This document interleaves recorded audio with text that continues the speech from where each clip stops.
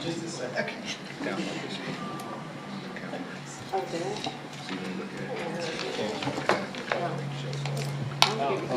I know where she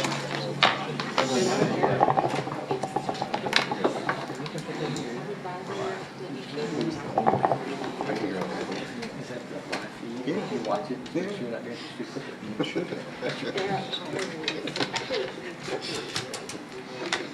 I was watching you guys last week. I didn't see any of you guys.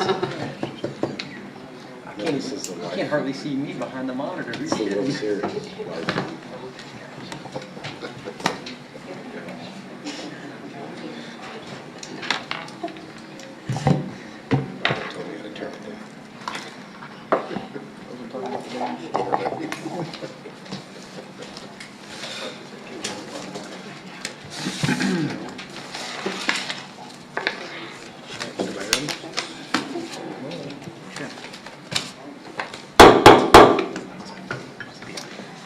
Good evening. We will call to order the meeting for the Shenandoah City Council, Wednesday, June 27, 2018 at 7 p.m.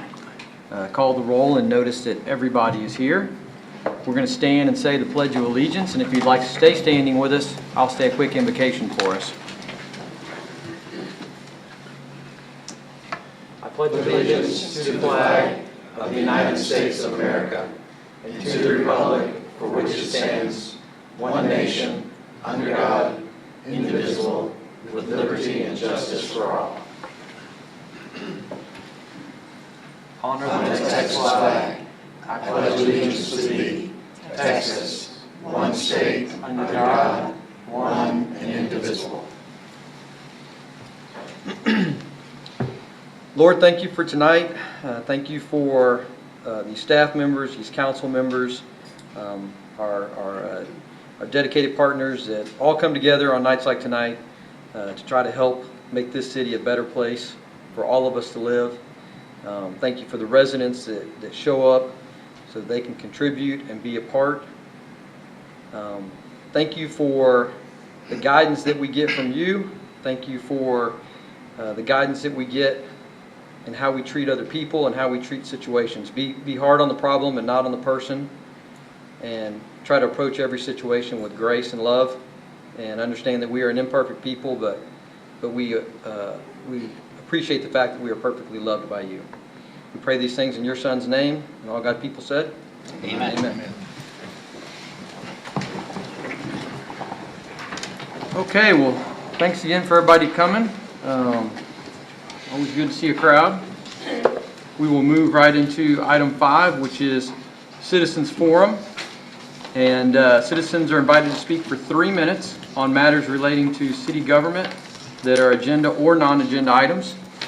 As I call your name, please approach the podium, state your name for the record, and just be aware that we cannot deliberate with you, but we do hear your comments and we appreciate them.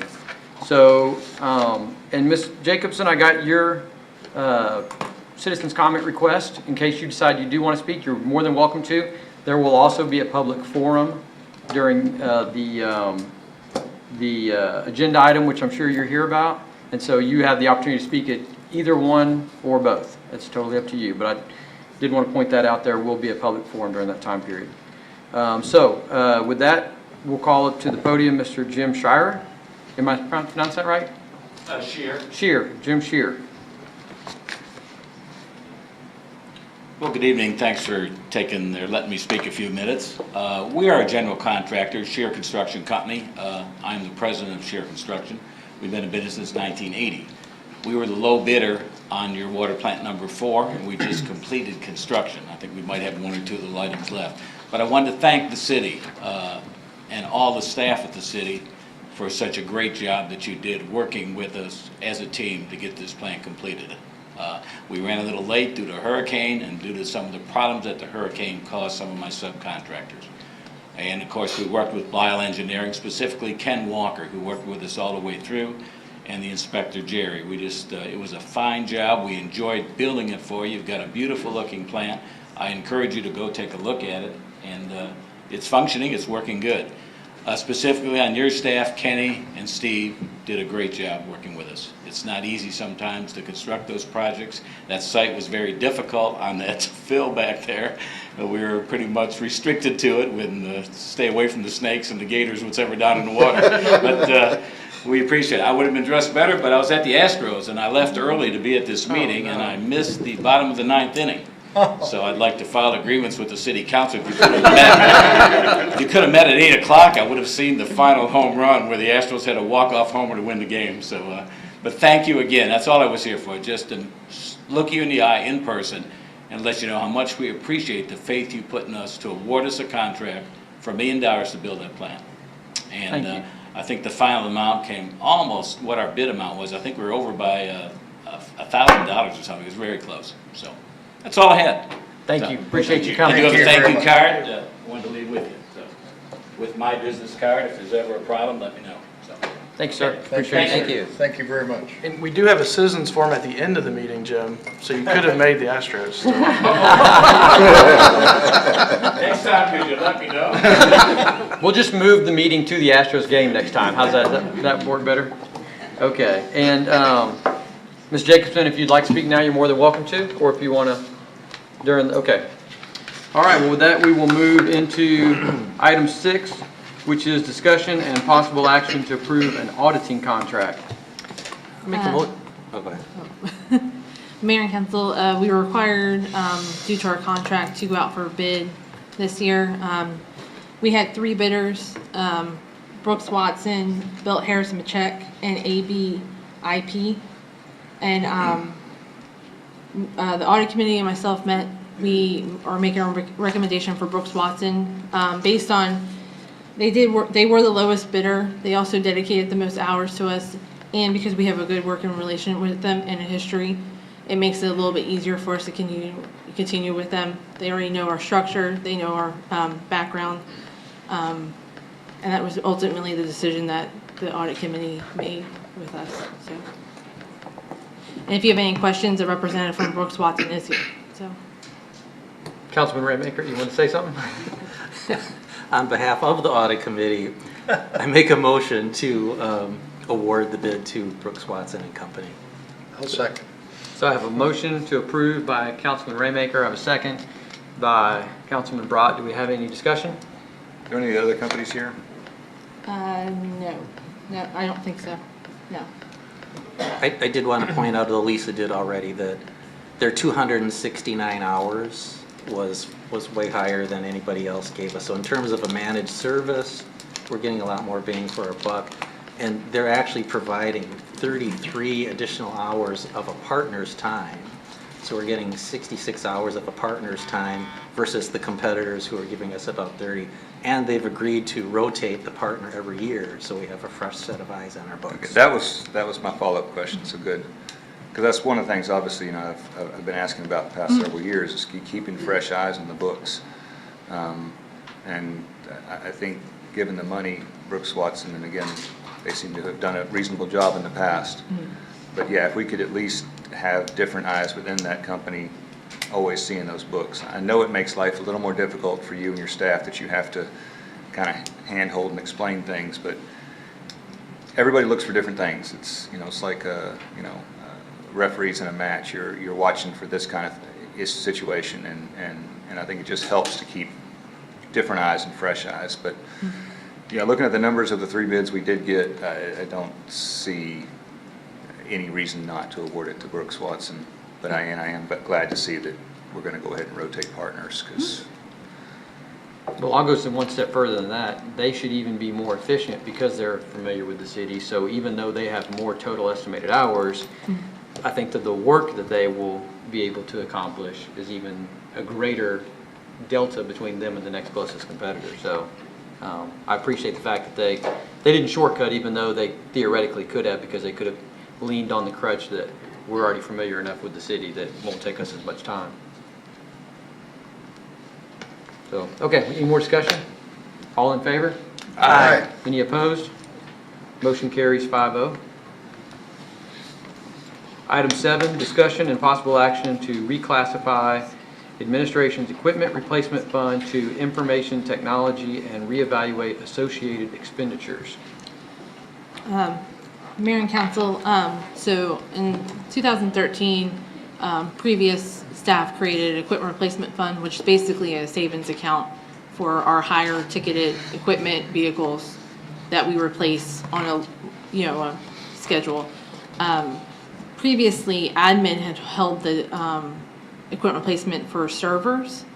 After further discussion with Chris, that's not how we purchase servers. It's not realistic to budget an equipment replacement on that schedule. So as of now, I think they have about $33,000 in there for servers. Basically, we just want to come to you and see if it's feasible to spend that on other IT infrastructure and not just servers. I did consult with Brooks Watson, and they said that as long as it's used for IT reasons, they don't see anything that would be an issue.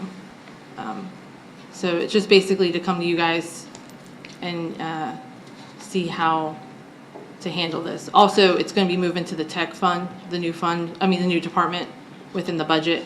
It will no longer be under admin's department. So it's basically reallocating it to that department and reevaluating how we want to spend those funds. So we could itemize it, IT infrastructure? Yes, we could. Rather than servers or something? And just do a set amount every year. So, well, that was my question. So moving forward, I guess the question maybe, Chris, is really directed at you in terms of servers. What servers do we keep here? I think the idea from Bubba was we'd have, Do we need a motion? well, there's no. I think we're still in the It's just presentation discussion. stage. Yeah, I There's think no- well, there is a motion, it's discussion, possible action, but I think we're probably still in the presentation stage by staff. Well, the If thought the process. attorney's okay with it, I'm okay with it. I'm okay with it. Okay. Well, the thought process, as I've been here, the way it was set up was, it was specifically earmarked towards server replacement. Because of the way our technology has shifted, we'll never replace servers the way it's set up. What I want to do is, it's pretty much be the same thing, I just want to broaden it to all IT infrastructure, meaning anything that connects the network, that's the backbone of the IT infrastructure, instead of just servers. So we can spend that money, as opposed to, like at budget time, coming and saying, like this year, well, I need to replace some switches, a firewall, I need to replace things that are infrastructure related. So we're already funding that with the technology replacement, or the IT infrastructure dollars are already being set aside. So I'm not going to bring that to budget. So like this budget coming up, I can cut the tech replacement budget in half, because half of that is actually infrastructure request. So as opposed to coming to you and say, hey, we need to spend, $3,000 here or there, on servers, which we're not going to do. It's just not going to happen that way. Right, so the idea is that we're moving more cloud-based, or we're just keeping servers longer? Well, we're virtual, because of our technology, we're virtual. We don't have like a rack full of a bunch of physical servers. Right. Most of our servers move from a physical piece of machinery to, I don't want to get too technical, it's virtualization. So, we don't need as many servers. We're moving from the physical to the virtual realm. So replacing 8 servers is not realistic. I'll never replace 8 servers. We probably have 6 or 7 physical servers, and 3 of those are our host for our virtual infrastructure. So, and then I have switches, we have cabling, you have, that needs to be updated. You've got firewalls, security appliances, things like that. None of that is technically grouped in with the way it's categorized right now. But we're not talking about spending this on general technology needs, printers and PCs. No, this would not be This for. is going to be specific to infrastructure. Specific to infrastructure. Replacement will still come to the budget under tech replacement. Computers, printers, laptops, tablets, things like that will still be under budget request for tech replacement.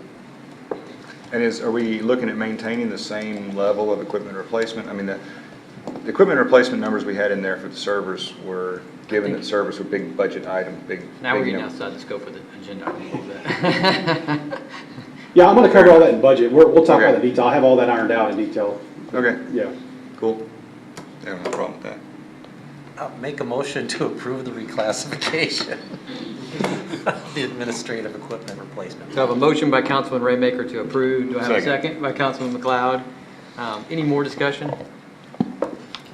I'm okay with you. I just wanted to get into discussion. Okay. Any more discussion? Nope. All in favor? Aye. Any opposed? Okay, motion carries 5-0. Moving into item 8, discussion and possible action regarding building codes. Council, this has been discussed for some time. We have our building official here, Danny, and Jackie, our development manager, and they can address these issues if y'all have any questions. I make a motion to approve the changes as outlined, 1, 2, and 3. I have a motion by Councilman McLeod to approve. Do I have a second? Second. I have a second by Councilman Brott. Do we have any discussion? So that, in the addendum, the homeowner's permit affidavit, the second bullet point says that the applicant will serve as a subcontractor. Should that be the general contractor? Yeah, I actually asked that question, right? Jackie, this is the question So the reason I believe it says subcontractor is we consider our trade permits as subcontractors. So if you've got a house remodel, you as the homeowner would pull the general contractor permit, and then this affidavit would be signed if you were pulling a trade permit, which would require a license currently. So that's why that's why it's considered a subcontractor. We can change that language. I'm just curious as to who the general contractor would be if. The homeowner. I thought we could have something like when pulling just preface that with when pulling a trade permit, because I think we would call that, when pulling a trade permit, the applicant would act as a subcontractor. I don't know, again, the point though is I don't know who would be the general in that case, because if I'm adding an outlet, I'm not just a subcontractor, I'm also, if that's all I'm doing, I'm pulling a permit to add an outlet. Right. If I'm the you're general one and the specific- sub. You'll be the sole contractor. The sole Correct, yeah. contractor, yeah, there's really no organizational structure there. The concept I'm good with, So then the third bullet point says applicant agree to hire state licensed contractors for any work that's not performed by the homeowner and have the contractor secure a permit from the city of Shenandoah.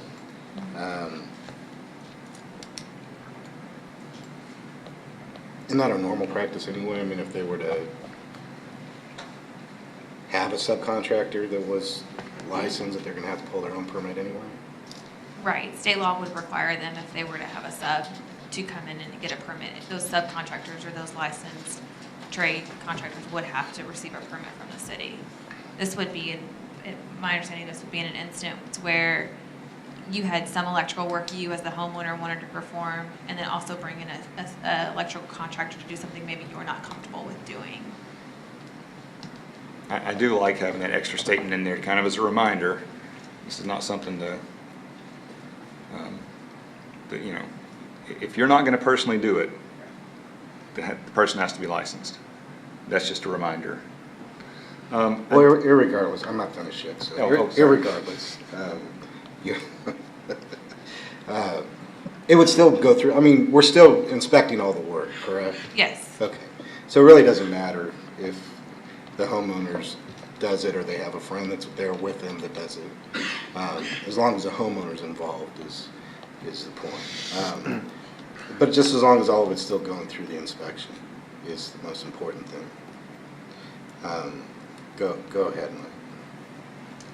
Okay, cool. So, the only thing I would like to have is the fourth bullet point. Also add applicant states the building or structure is located in real property owned by the applicant and will be owned and occupied by the applicant upon completion. I don't know how everybody else feels about that, but again, the point of this is you're doing the work and you're going to live in this. The plan is for you to live in this house. Again, it's part of this homestead. The reason we're saying this is homestead is this is your house, this is your property, it's where you're living. So you're saying that we should change something in that? I'm thinking to add owned and occupied by the applicant upon completion of work. Right, where it just says owned by the applicant. I thought there was something. This is Says- fourth bullet point.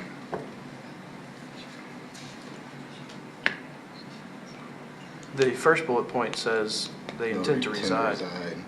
Okay, Isn't that covered? is that covered? I don't know. Think so. Okay.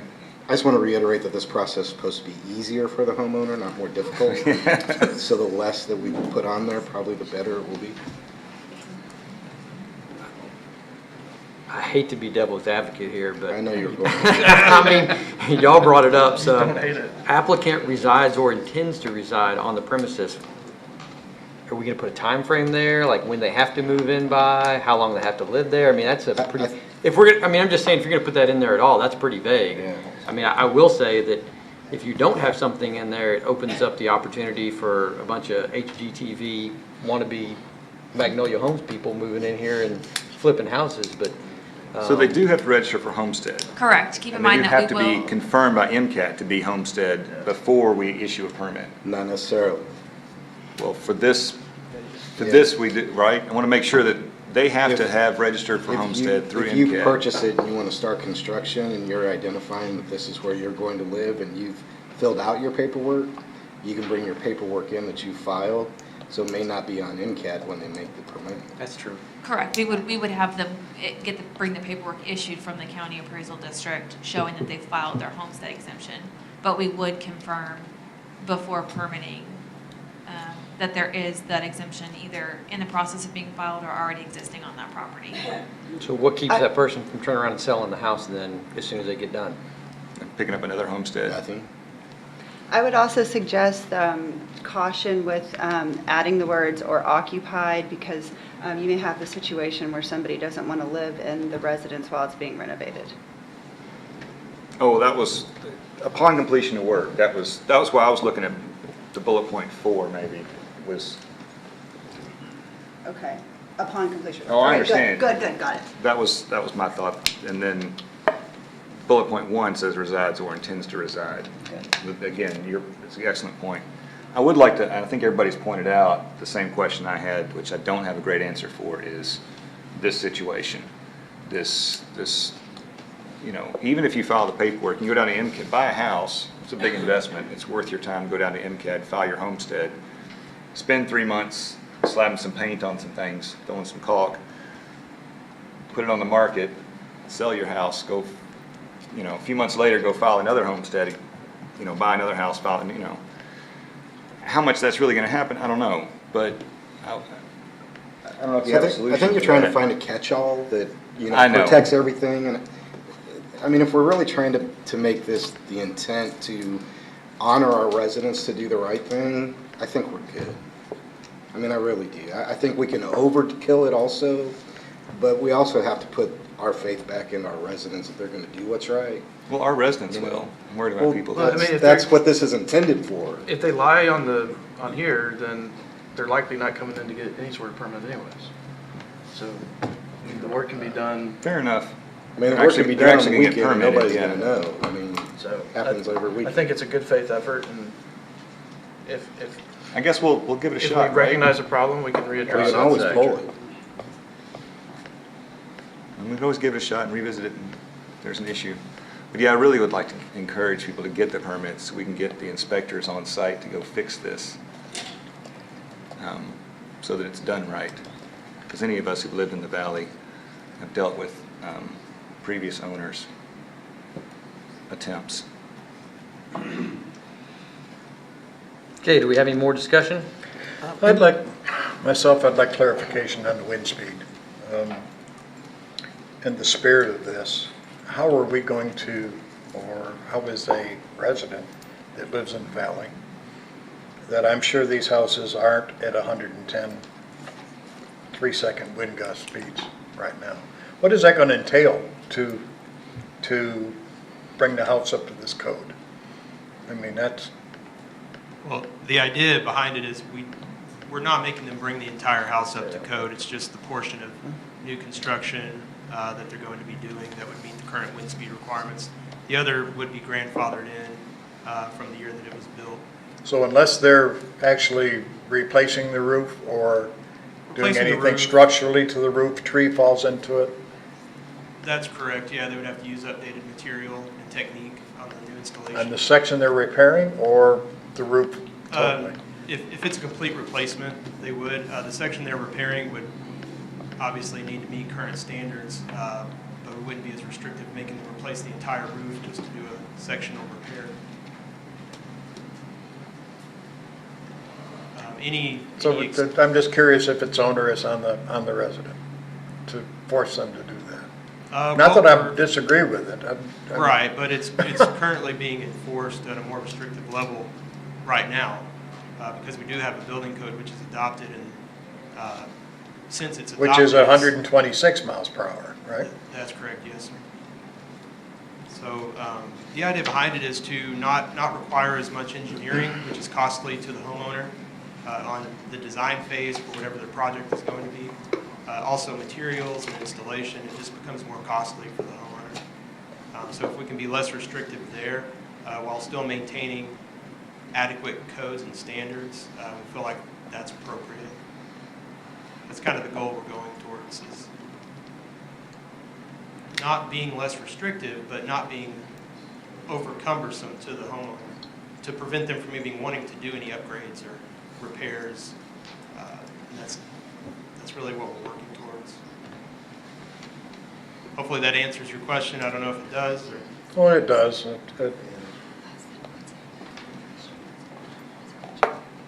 Yeah, we want to be real clear here. We're not making any repair or minor construction does not mean the entire structure itself has to come up to the building code. If we were going to do that, my entire day would be spent condemning homes in Shenandoah Valley, and that's not what I'm trying to do here. So that's not the goal, and that's not what we're trying to make them do. Thank you, Danny. Thank you. Do we have any more discussion? I need a little clarification in the background, just to make sure that the ordinance is correct. It says, the second sentence, currently the ordinance reads that the building official is the assistant city administrator, comma, or his or designee. Seems a little off there. Yes, sir, this is one of the things that'll be corrected. Okay, It's just dated 2006, I believe. all right. What is the proposed change for that one? The building official is, Yeah, so person what who we've holds that recommended is position. to redact that ordinance entirely and just revert back to the building code, which we've included in your packet. Okay. It Okay. basically outlines the designation of a building official, what his duties are. That helps. Thank you, Jackie and Danny, y'all answered some questions for me this week, so thank y'all very much for that. That was very helpful. I believe after this, we will see a series of ordinances come up to actually formalize this. that's correct. Right. But I'm supportive of these changes. I think they're good common sense approaches for our residents.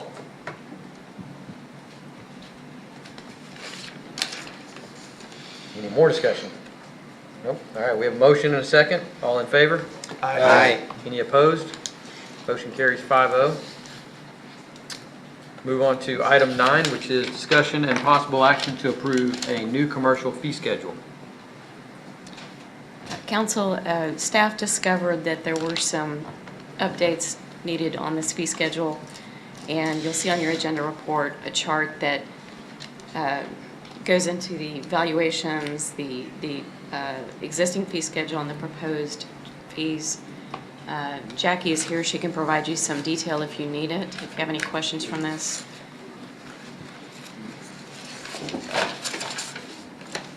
I'll move to approve. Second. I have a motion by Councilman Beavers. I have a second by Councilman McLeod. Do you have any discussion? Yeah, so these are some pretty big changes, and after Jackie and Kathy clarified some things for me, it became clear that we are trying to be pretty close to revenue neutral to what this, what the revenue was before this change. So I'm good with that.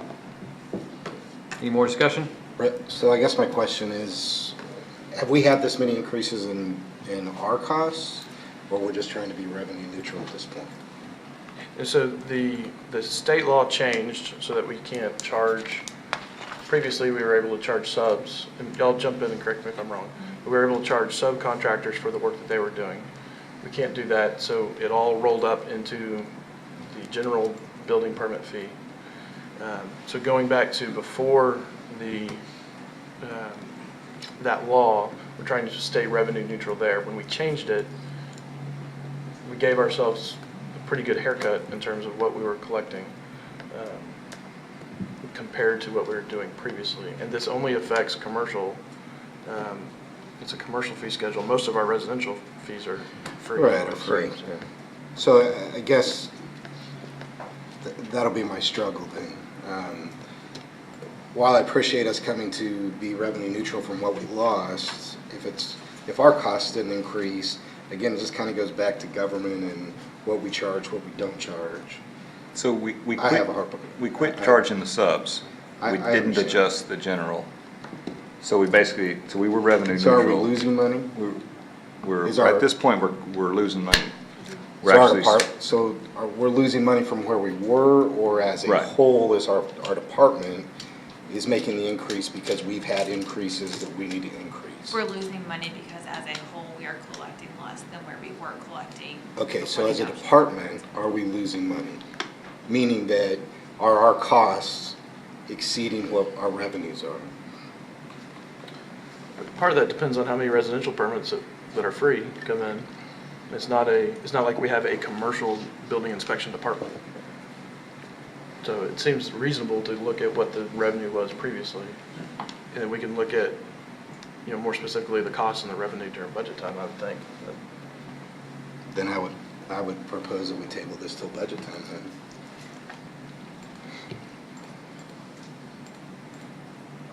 Okay, do I have any more discussion?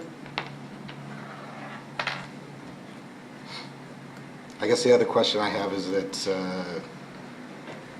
under the proposed June 2017 third down, 100,000 to $500,000, it's the only one that actually decreased to $4 for each 1,000 when it was $5 for each 1,000. Is that a typo or is that actual? No, that was just the way the numbers worked out. I bumped that initial starting. And so in order to try to keep all projects across all valuations neutral, that bumped down a little bit. Oh, yeah, I see why. Okay, so I had a motion to approve by Councilman Beavers, and I had a second by Councilman McLeod or Brock? Pretty sure it was Make sure I get this right. McLeod, yeah. We've had discussion. Do we have any more discussion? Okay, all in favor? Aye. Any opposed? Nay. Motion carries 4-1 to approve. We will move to item 10, which is presentation of a final report regarding the proposed zoning amendment for a special use permit to allow tourist accommodations. This is a presentation only. Council, this is a SUP for tourist accommodations for a Hampton Inn at Country Lane and I-45. The property owner, Ms. Jacobson, has made this request. The property was granted an SUP in 16 and denied a SUP in 2017. The plans, as far as the building itself, they have the updated, most current prototype for Hampton at this site. So the plans specifications between 17 and this one current request have changed a little bit. Other than that, the request is identical to both the 16 and 17 request. The Planning and Zoning Commission did review this at their June meeting and did recommend approval.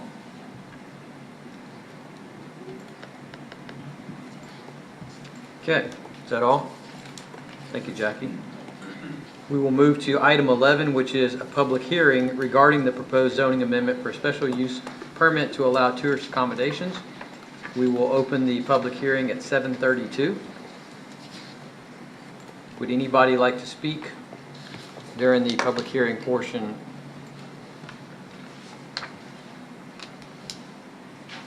Ms. Jacobson, do you have anything that you would like to share?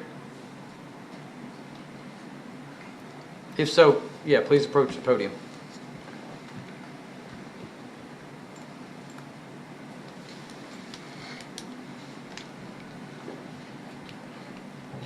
Good evening, everyone. We have updated the newest Hampton prototype, and we feel this is the best use for the lot, and Hampton Inn and Suites is the best sector for the select service hotel across all the brand. So we feel this is a great revenue generation for the city. The occupancy tax generate for the city normally generates 7 times more business according to the past state stats in the past. So I would like to also stress the current hotel we have was the Old Hampton Inn. We will feel that will be, we have a question about whether we can put the New Hampton in the existing property. As far as the cost will be a lot higher, it's not feasible. We do have future development plan for this existing property. We feel the future development plan will be larger and more, it will be fits better for at the cost wise for the lot choose. So I hope y'all can approve this great new project which we presented today. Thank you so much. Thank you, Ms. Jacobson. Thank you. Would anybody else like to speak during the public hearing section? Okay, well, we will close the public hearing then at 7:35. And we will move into item 12, which is discussion and possible action regarding an ordinance of the City of Shenandoah, Texas, amending codes of ordinances as stated in your agenda packet pertaining to those previous agenda items. Mayor, I make a motion to deny the special use permit.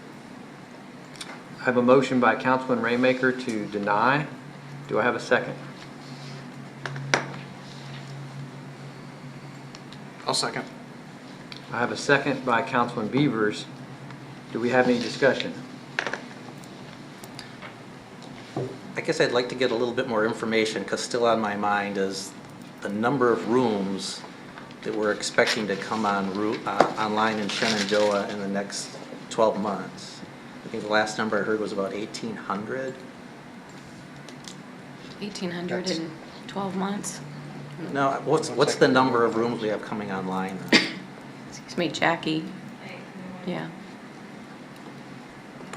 I know we're going to look at another SUP request tonight. So.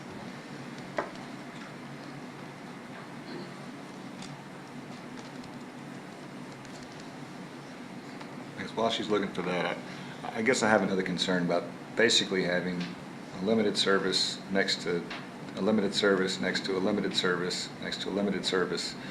I'm a little concerned about having this, without any real hard plans to deal with the 2 hotels that are right there. And so I'm not generally in favor of adding more rooms when we've got these others to deal with already. And our occupancy is at what currently with our hotels? We currently have 892. At the time this was done, Home 2 was not included in there. That's So current, it's a current little or over 1,000. current or coming online? That's current. Okay. We've got, A-Lab's got 116, and then we've got 2 hotels who were slated for SUPs at this time who have lost since expired. We may see those applications coming back through. And then you've got Staybridge and Metro Park who have been approved for an additional 250. So roughly about 1621 total. Yeah, not additional, total. Total, that will be okay. coming on. Correct, total. How long ago were the ones that expired? When did they expire? Cambria expired October, November of last year, and the Eden Hotel expired in January. Okay. The Eden Hotel has resubmitted their SUP application because of that process. I know I'd feel more comfortable if I had a better idea what was going to go where the existing Hampton Inn is. Because I I would, feel, yeah, I feel, I would I agree feel with that that. we're setting ourselves up for a potential blight. And I'd like to see something done about that prior to approving the SUP for the other hotel. At least some hard, plans and stuff in place. I mean, in the proposed one, there's no restaurant, there's no bar. I don't think there's any convention space or other rooms. So I'm just kind of wondering, like, well, we've seen others that are at least proposing to have that. So this is pretty minimal. Jackie, how many, if you have it, how many acres does the current hotel, which was in Hampton Inn, right here on Wellman Road, how many acres does that lot sit on, or how many acres that hotel sit on, versus how many acres is the new proposed site?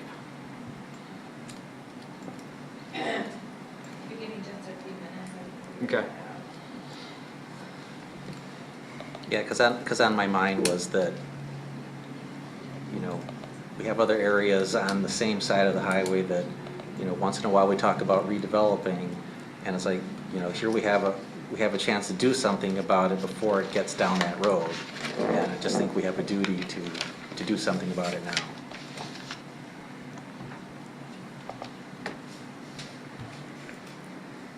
Well, my opinion is other councils have saw fit to approve this. And Hampton Inns are a very good property. I've stayed in them a lot. I think Councilman Beaver stays in them a lot. Their occupancy is rather high all the time. Currently, that's an unimproved lot, so there'd be ad valorem taxes on this property. There'd be hot taxes on this property, so I'd be in favor of approving it, not denying it. I didn't remember that the two other SUPs had expired. In October, when this came before us previously, if I remember right, we had a lot of concern about is there demand for additional rooms in the region, considering all the rooms that had been approved already. I would be okay in lieu of denying it, tabling it, and taking a look at kind of regional demand. I would think Hilton would have figured that out. If the applicant, well, see, to me, I think this Hampton will be just fine. It'll be a great property and it will be occupied. But what will that do to the other couple hotels that are on that same stretch, right? That's not part of this question. It is, because it is. fits the entire demand in our city and in our region. So I would be okay with, if the applicant could provide more information about demand in the region, that we could consider. Because if we deny it, it is a 6-month clock before it can be reapplied. So actually, Charlie, to your response, part of what we have to determine in the SUP, criteria for special use permit approval, number 3, whether or not that proposed use adversely affects So the you use don't of think neighboring that properties. multiple people could be in the Hampton Inn? So, that multiple people would That's be what in it is. That's what the special use for occupancy. It's asking whether or not it's going to affect neighboring properties, not whether other people will be in their properties. It could adversely affect other hotels that are already here, which is going to adversely affect our I city. just don't see the logic to it. I mean, I really don't. That's That's okay. fine. I'm not always logical. No, I'm not disagreeing with you. I'm not always logical, I agree. I would agree with Byron. We have 2 other hotels that their SUPs have expired at this point. Yeah, I would agree with tabling that. And I agree, because it's the problem is if we just deny it, it's 6 months. But if we table it, we can look at it in a couple weeks or a month or so and say, we've got more data, this is the situation. Well, not that it's going to happen overnight, but I know we've all talked about trying to look at the IDC and how we can encourage some of these hotels along this corridor to, maybe tear down and rebuild. And so I think this would, to your point, is that specifically in this agenda item? No, but is it directly related to it? Yes, because it would discourage that from happening. So I think that's the point of an SUP. We talked about this in plan and zoning before. I think that's the point of an SUP, is so that you can put some common sense judgment into the decision, as opposed to just being black and white, yes or no.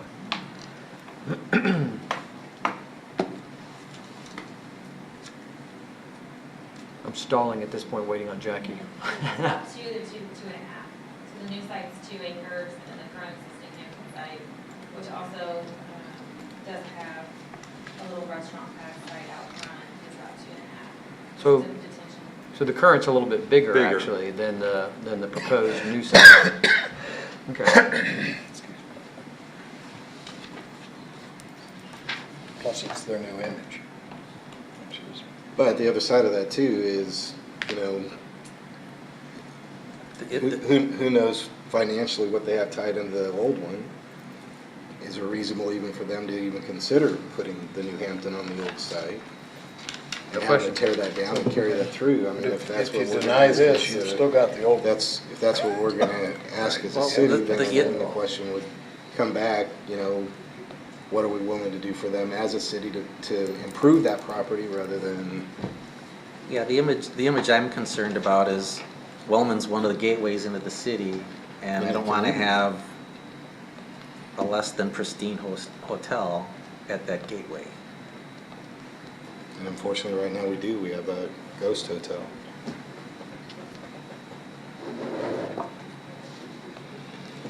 Okay, so currently, we have a motion to deny by Councilman Raymaker. We have a second by Councilman Beavers. We've had discussion. Do we have any more discussion? I'd like to withdraw my second, Mayor. Okay, Councilman Beavers withdraws his second to deny. Do we have anyone else that would like to second Councilman Raymaker's motion to deny? Mayor, I'll make a motion to table this then for now. Okay, so Councilman Raymaker is going to amend his motion to table this agenda item. Do I have a second? If you were tabling so we could get more information on demand in the region, I would second that. And perhaps see some plans for the existing property, then I would be tabling it, sure. I'll second the motion. Okay, so we have a motion by Councilman Raymaker to table. We have a second by Councilman Beavers. Do we have any discussion? All in favor of tabling? Aye. Any opposed? Motion to table carries 5-0. Okay, we'll move into item 13, which is presentation of a final report regarding the proposed zoning amendment for a special use permit for a mixed beverage permit. The proposed zoning amendment is for 18450 IH 45 South, Shenandoah, Texas. Presentation only. Council, this is just a standard mixed beverage request for an SUP for mixed beverage permit. This is Mia's table is going to be at the former Bennigan's site, multiple other restaurants in the past. There are no late hours requested as part of this permit. Okay, we will move into item 14, which is a public hearing regarding that same spot. As stated in your agenda packet, we'll open the public hearing at 7:47. Would anybody like to speak during the public hearing?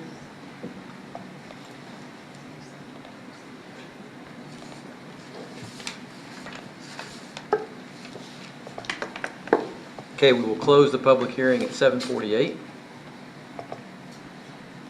Mayor, I move that we'd approve the permit. I'll second it. Item 15, consideration of possible action to adopt the following ordinance. The one that Councilman Fletcher just moved to approve, and the one that Councilman Brought moved to second. Do we have any discussion? I'm surprised that Councilman McLeod isn't going to state it for the record, but I will. No late hours. This is not late hours. She already said that, so. Yeah. Do we have any more discussion? All in favor? Aye. Any opposed? Motion carries 5-0. Item 16, presentation of a final report regarding the proposed zoning amendment from interim zoning to commercial corridor. The proposed zoning amendment is for 17835 I-45. This is presentation only. Council, this is the former Living Earth site that was annexed previously, and they're now transitioning from IZ to commercial corridor. The proposed use is for office. You'll see a rendering in your agenda pack.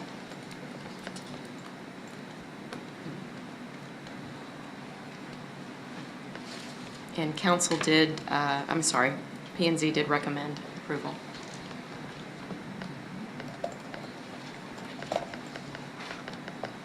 Okay. We'll move to item 17, which is public hearing regarding the proposed zoning amendment from interim zoning IZ to commercial corridor. We will open the public hearing at 7:49. Would anyone like to speak during the public hearing?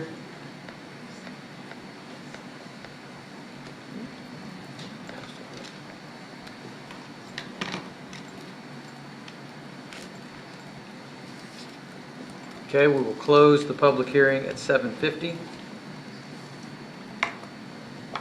Move to item 18, which is consideration and possible action to adopt the following ordinance. And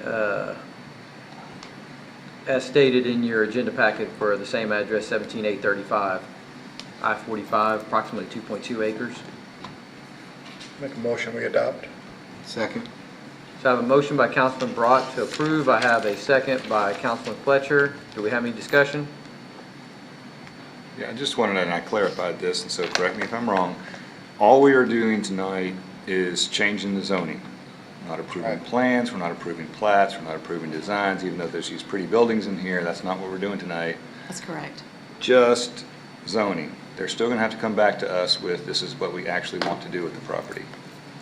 That's correct. So, Ish. I mean, if it fits within the commercial corridor zoning requirements, then they don't have to come back in front of us. does that include, I asked this question, the high density, what's the word, verbiage? That's just the definition of the mixed use in the comprehensive plan that was put in there.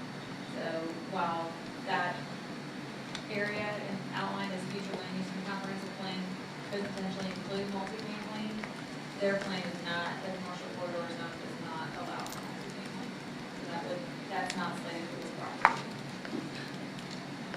So if this property wanted to turn into multifamily, it has to come back before council and get approval. That, I think if it's anything other than office space or retail, it has to come back in front of council, right? Am I missing anything other than those two? This corridor commercial is what we're making, right? Right, so Commercial we're gonna corridor, see yeah. Yeah, you wrote the office, thing. What retail. is it?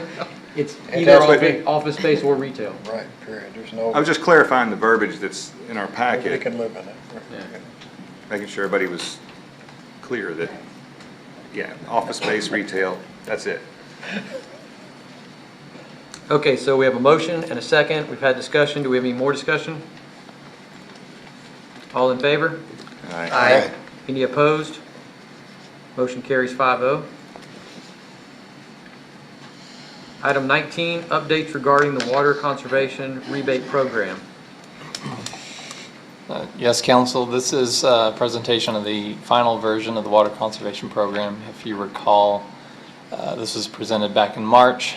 The commentary from Council was to simplify the initial draft to make it an easier process for people to apply for these rebates. One of the ways that staff did that was in the first draft there was requirements for some pre and post inspections. That's been removed, and basically those inspections will be done if the project requires a permit. That'll essentially be covered during that permitting process. If it is a project that requires a permit, that permit must be obtained for them to be eligible for the rebate. It allows for submission of the application. All of it can be found online.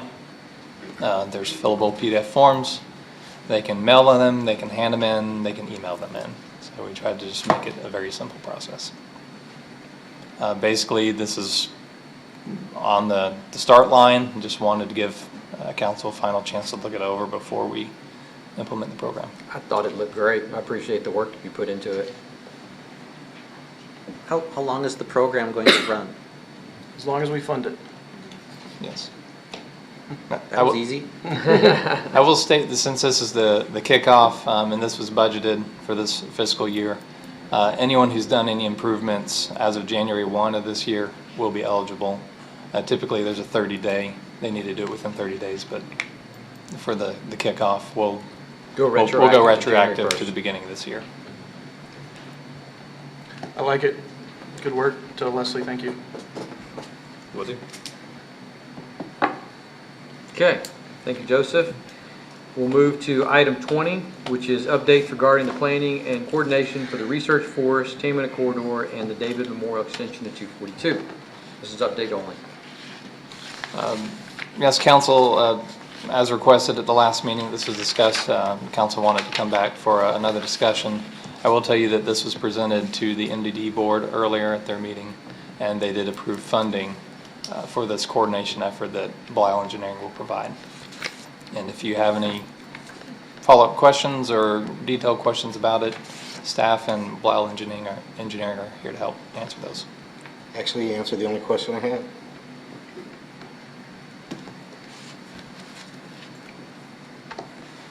Nobody? Okay, we'll move to item 21 then, which is approve the minutes of the April 11th, 2018 regular meeting and the April 25th, 2018 regular meeting. I move to approve. I'll second. We have a motion by Councilman Beavers to approve. We have a second by Councilman Brott. Do we have any discussion? All in favor? Aye. Any opposed? Motion carries 5-0. Item 22, ratify the accounts payable for the month of May 2018. Do you have a motion? I'll move we ratify the accounts payable. I have a motion by Councilman Brott. Do you have a second? Second. I have a second by Councilman Beavers. Do we have any discussion? All in favor? Aye. Any opposed? Motion carries 5-0. Move to item 23, city administrator updates. Yes, Council, I have a few for you. First of all, TACUS, the fiber to home provider, has been doing some water and sewer locates in the residential areas. And just to let the residents know, we have put some information out to residents as soon as we started receiving some questions. But there are green and blue spray paint markings on the ground and some colored flags, and they just identify some locations of utilities. So we have put that information out on our website and on social media just to let everybody know what's going on with that. Those markings took place yesterday, so people are getting that information. Secondly, the county has identified, after testing of mosquitoes, 16 cases of West Nile in South County. Shenandoah has been treated already on June the 9th. And just a reminder to our residents that Shenandoah does not carry out any mosquito treatment. It's carried out by the county. So they have already sprayed, they've already treated, so we're ahead of that. And if we get any questions, we'll make sure the residents are reminded of that.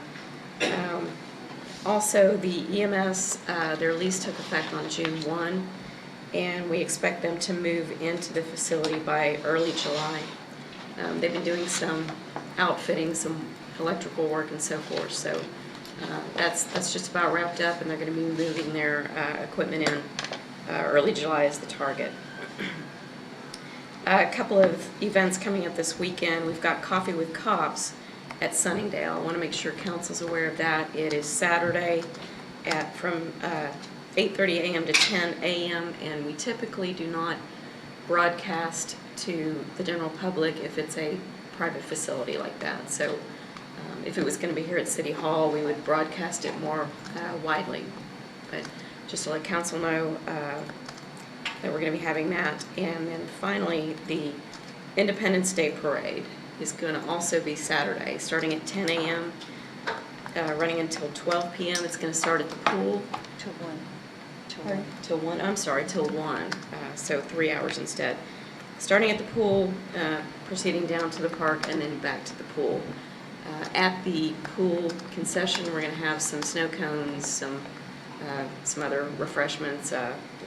Walking tacos. I had to ask what that is. That's a Frito pie. So But encourage everybody to come out for that. I think it's going to be a lot of fun. Looking forward to reviving this event. And that's all I have. Thank you, Kathy. Kathy. Okay, we will move into the second citizens forum. And I didn't have anybody sign up to speak, but y'all know me, I'm pretty easy. Anybody want to talk? No? Okay. Oh, we have somebody? Oh, Mr. Skip's coming on up. That's okay. Come on up and please state your name for the record. I apologize to everybody for being late. I'd just like to know how the cleanup and the rodent problems coming, because we haven't seen anybody out there. And they have, evidently they let the deer go because now they're in everybody's shorts, so that's great. But that's basically what I'd like to know. So we're not able to deliberate with you during we're not able to deliberate with you during citizens comment section, but we will have a staff member get in touch with you. Joseph, can you see that somebody gets in touch with Skip and just gives him an update? Thank you. I can't hear.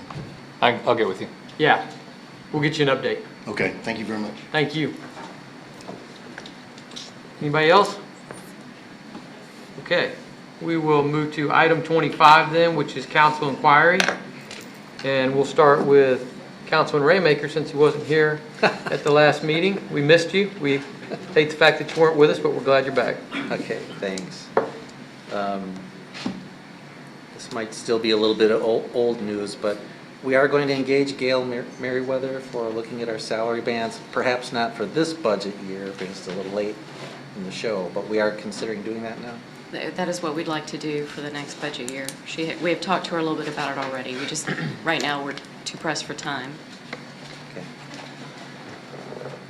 You know, my favorite topic is looking at the old case load just to get them off the books, although I did see in the budget book some very good news on the court, so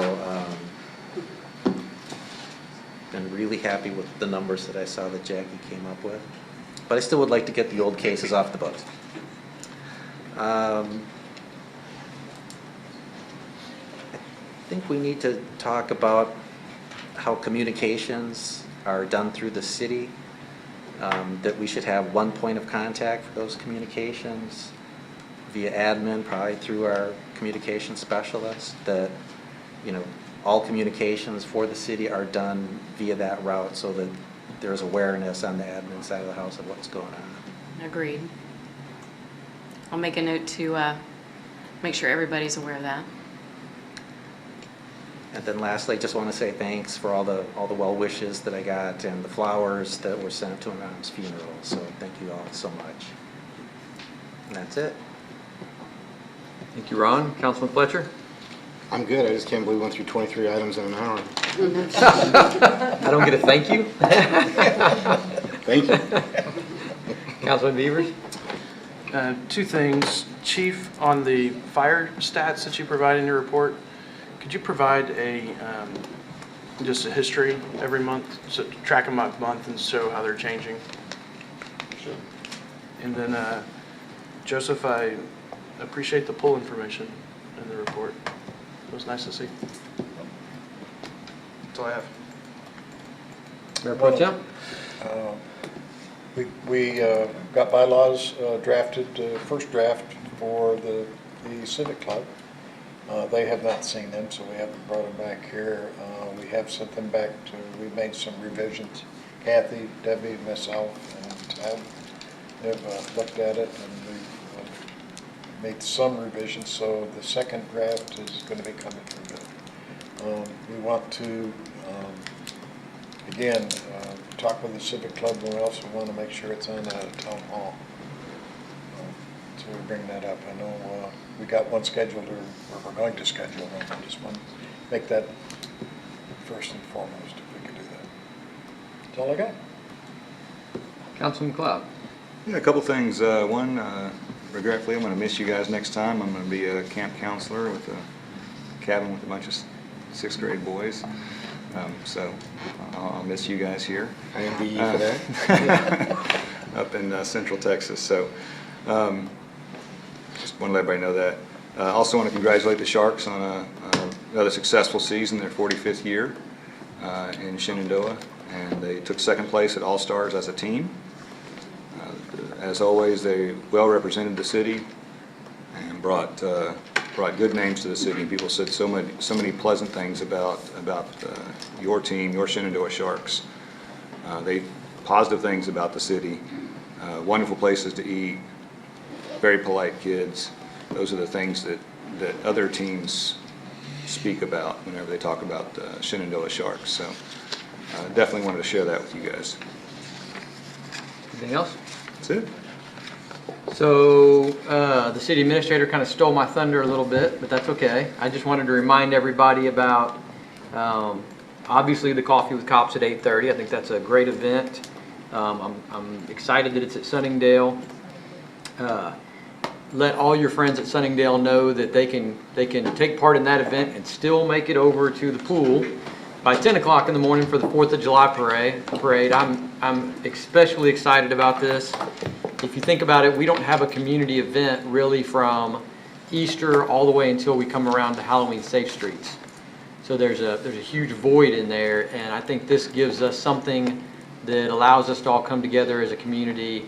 And so I know there are people watching on YouTube. I know we have some residents here tonight. It's not just enough for those people that can hear my voice to show up. Tell your friends and neighbors about it, and let's get everybody there, and let's be a community, and let's see our neighbors. But I know Chief's going to try to bring as many of the Sunningdale folks over as they can too, because we'd love for them to be a part of the. We'll load them back. Yeah, load them up, bring them over.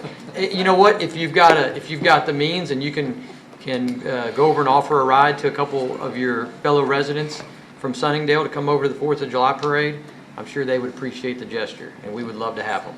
So look forward to seeing everybody there. I actually changed our family vacation to be here this weekend for this event, because that's how much I think it means to us as a community. So let's show up and have a lot of fun and get to spend some time with each other. Working very hard to make you happy. So. Oh, they're doing a great job. I am. You made it happen, Rich. I am super excited that the Civic Club tackled this along with Miss Debbie's help as quickly as they did, and I really appreciate, and I know the residents will appreciate. More importantly, way more importantly, I know the residents will appreciate the effort. So, okay. Well, if nobody's got anything else, with that, we will move into executive session where we are going to talk about the city administrator agreement. And we will move into executive session at 8:06.